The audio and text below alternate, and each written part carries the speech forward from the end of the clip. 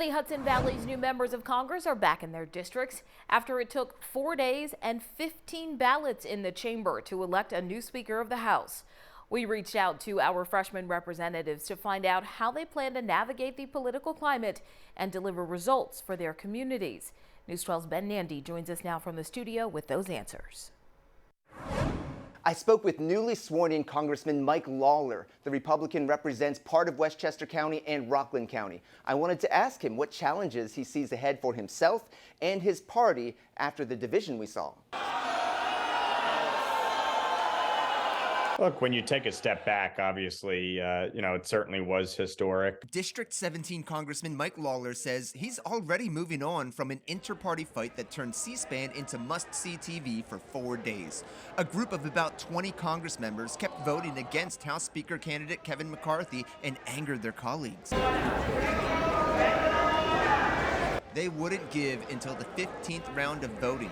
Lawler tells me he was on a team tasked with whipping votes and doing press interviews to keep Americans informed. All of us had a role to play in dealing with each other and trying to work through it together as a conference and really try to land the plane here and get everybody on board. Lawler believes this fight that some opponents said would damage the Republican Party might end up strengthening the party. As messy as it was, he says he's proud to have been part of the solution. Sometimes it's good to have real robust debate and discussion. And I think, frankly, we don't always see that in government. I also asked him about former President Donald Trump's influence on the discussion.